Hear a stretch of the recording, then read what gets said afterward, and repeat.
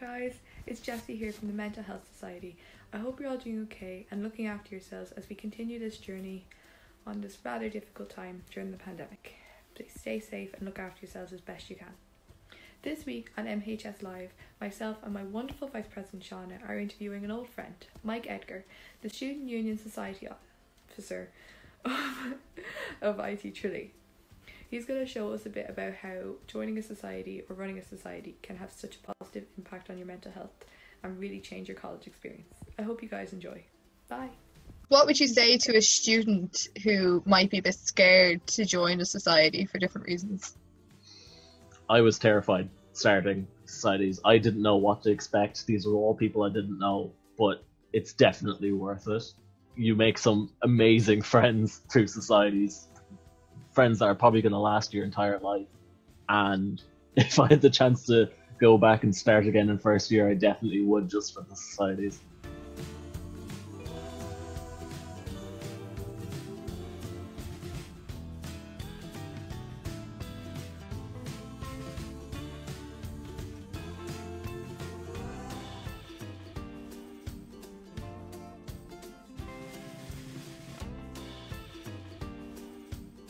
Introduce yourself, please, to our society.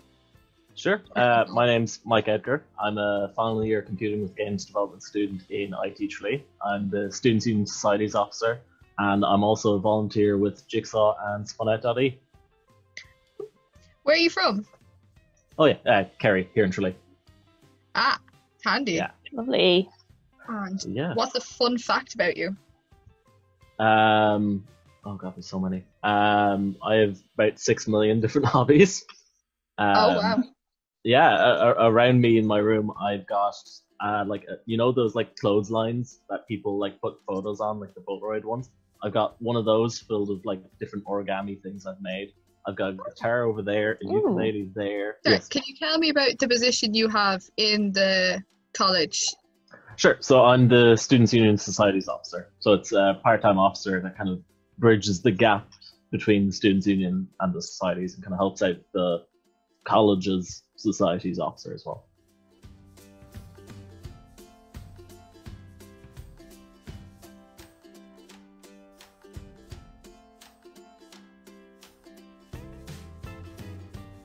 Our first question is, what's your top quarantine song that you've been listening to?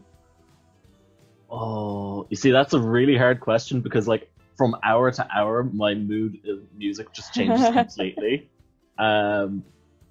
Recently, I did that, the Instagram challenges where you have to like pick which of your favorite songs. I did that, and like I've been addicted to Billie Eilish ever since because I did the one of Billie Eilish and I'm like, yeah, I'm gonna listen to that again. So I've been listening to like that album on repeat. Billie Eilish has been so popular on the quarantine quizzes. Oh, she's mad popular. Yeah, she is. Okay, and what's a film or TV show that you've been enjoying over quarantine? I got Disney Plus recently enough, so I've been watching an old Avengers cartoon from a few years back. And I just gotta have that in the background whenever I'm working or playing games or something. And what's your quarantine outfit of the day like? Usually. It depends on if I'm going outside or not. Teams or Zoom? Zoom. Teams broke my heart. I tried to introduce it to the societies this year, and I gave them a nice tutorial. They all were like, yeah, it's great, and then no one used it, so. Yeah. And finally, brownies or banana bread? Oh, brownies every day. For like years, I've been making like brownies in a mug in the microwave, and it's just, it's the best.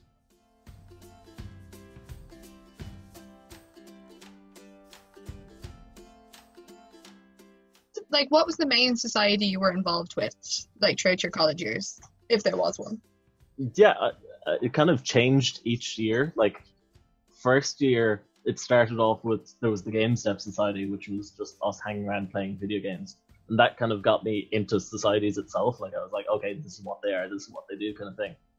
And about halfway into that year, I was organizing with my friends cinema trips. And they were like, Mike, you should make this into a society. It'd be so much fun. You'd get a lot of people joining. So from that, I started CinemaSoc, and that kind of persisted on until like the end of second year. when my friend Connor came to me with the idea for SparkSoc, which is, you know, mental health awareness, something I was hugely interested in. And honestly, Spark, of all the societies, is probably the one that stuck with me the most, because it's the one that I'm kind of most proud of, because it wasn't just like a few people getting together and having fun. We were actually actively working to like make a difference in the college, get better supports in college, get people to realize we do have stuff. Like, a lot of people didn't know we had a counselor on campus, which is, yeah, in my opinion, it's scary to think that a lot of people are going to need those supports, and if they don't know it exists, it makes life a lot harder. As well as that, just the Spark committee were like a family to me, you know. We had more than a couple of sleepovers, and especially when it was coming up to BICS time, we were like spending pretty much the entire day together working on portfolios and applications. If I recall correctly, you did very well at BICS, didn't you? Yeah, we won Best New Society. Woo! Which, yeah.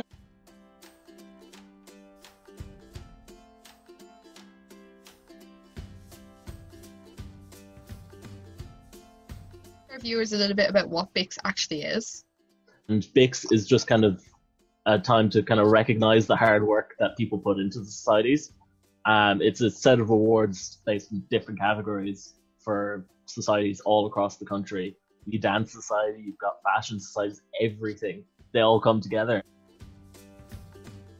What would you say to a student who might be a bit scared to join a society for different reasons? I was terrified starting societies. I didn't know what to expect. These were all people I didn't know, but it's definitely worth it. You make some amazing friends through societies, friends that are probably going to last your entire life. And if I had the chance to go back and start again in first year, I definitely would, just for the societies.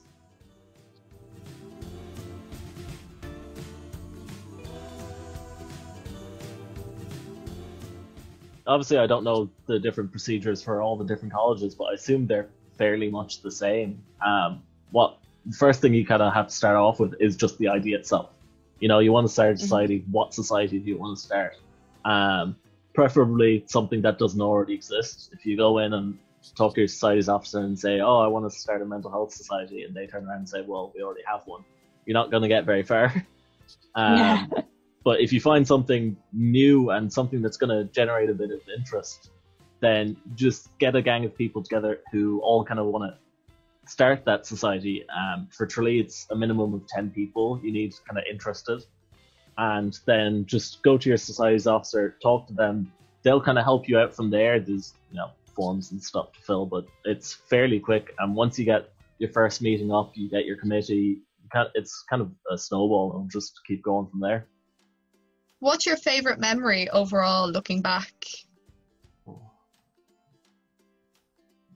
Oh, that's actually a really tough one. We'll go get a coffee. We'll be back. Yeah.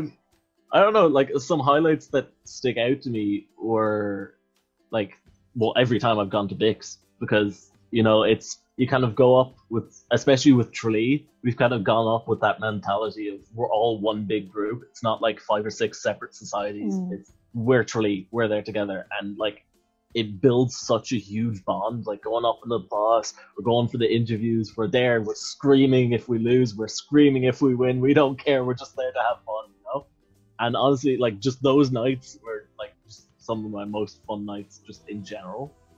But apart from that, just like different campaigns that have been run throughout the year, or the years even, like Spark, we had the positivity early on when we started, and it was such a small idea, just having just a canvas thing where people can put up different nice messages.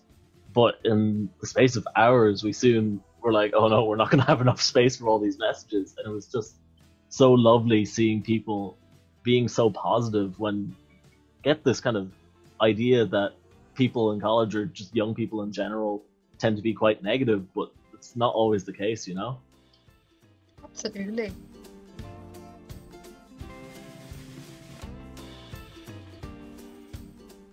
A fundraiser you were going to be doing. Would you like to tell us about that? Yeah, so there's like a gang of us decided why not? We're gonna shave or dye our hair for Spun Out, because it kind of started, we were in like this big group call, the entire gang of us, nearly 200 people are volunteering with Spun Out at this stage, so it was a huge call. And there was a couple of people there talking during it, giving a presentation about their experience fundraising, and it kind of really inspired me to kind of, do my part to try help raise funds, and more importantly raise awareness for Spun Out. But being where we are right now, there's not many of the traditional fundraisers you can't really do. So I got a gang of people, and we said together, this is something we can all realistically do. We all kind of separately made our own fundraisers, and then made like almost like a fundraiser on top of the fundraiser. So we can all see, let's say I raised X amount of money, they raised X amount of money, but together, like, we've raised nearly €1,200 in the space of about 2 weeks. And yeah, so I'm going to be shaving my head this Saturday. I'll be sad to see all this go, but it'll be worth it. Are you excited? How are you feeling? I don't know. Like, a part of me is like, yeah, let's do it. Another part of me is like, it's gonna be a mess as soon as it's all done. But sure, I'll get through it. It'll grow back, hopefully. Yeah, exactly. And where can people donate if they want to donate to your fundraiser? Yeah, so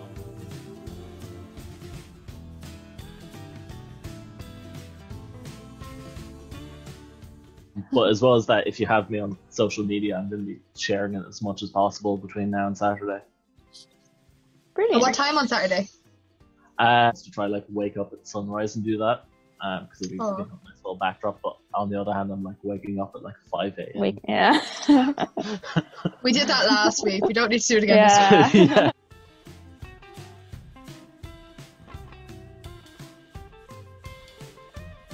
Tips for people to on how to look after their mental health, maybe especially during this time, because it's obviously quite challenging for everyone's mental health and just everyone's kind of well-being in general. Yeah, I suppose for me, it what keeps me going is keeping in contact with people. If I spend an entire day talking to no one, I'm going to suffer. It's something that keeps me going, and you kind of have to find what gets you. Talking to someone can be really helpful, but sometimes you just need to kind of get out and get your own headspace, and finding what helps you is it's really subjective, but once you do, it can be so helpful. And just having a bit of awareness, knowing, okay, I'm feeling crap right now, I need to kind of do something to try help, or I need to just ride this out, let myself feel this way, and come out of it and see why I was feeling that way and what I can do to kind of prevent it in the future. Yeah, it's so important, especially now, to even if you do feel bad, to just take a step back and think, okay, we're in a global pandemic. I haven't seen my friends in months at this stage. It's completely normal to feel a bit down or a bit frustrated or whatever. So yeah, it's important to acknowledge that. Yeah, all in different situations. There's no one size fits all for this, unfortunately. No. But I think with mental health, there never really is there?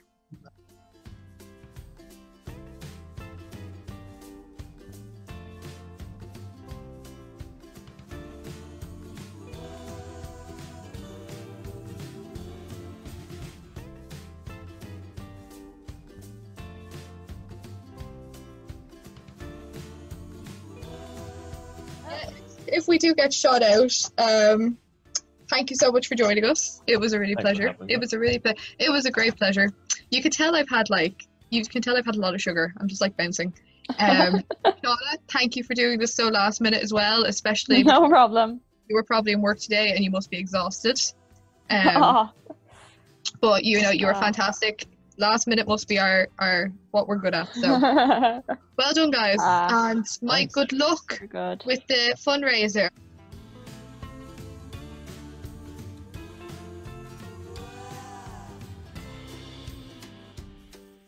Hey guys, it's Shauna here, Vice President of MHS Minute, and I'm just here to remind you guys again that it's absolutely okay not to feel okay, and 100% okay to ask for help, as cliche as it might sound. We're still going through a really challenging time. We are in a very uncertain time. Things are very different, and even though some of the restrictions are getting a little bit easier, that doesn't mean that everything is back to normal and that you should be feeling 100% positive all the time. So don't be afraid to ask for help or to just take a rest and have a chill out time. So that's it from me, and we hope you enjoy this interview.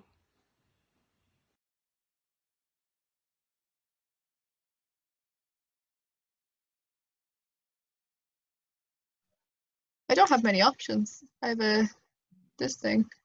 Oh, I seem to be There's blue. a few you can there's a bunch you can download online. What's going on with the grass? Yeah, some of them work out a lot better than the other. Oh, this is wild. Okay. Let's be serious. Oh god. Oh my god, look at the people. Pop, Wonder Woman. Okay. A few Marvel ones, Iron Man, Batman. Actually, a couple of Batman. Luna Lovegood. I'm very proud of that because favorite icon. And just a few random ones. Hey, can you hear us? Oh, I can't hear no. you. Can't hear you. Oh no. Technical difficulties. We'll do this one. You can do this. Or this. How do you do that? Are you on a computer or on the phone? A computer. Yeah, you should have it. I have reactions, participants.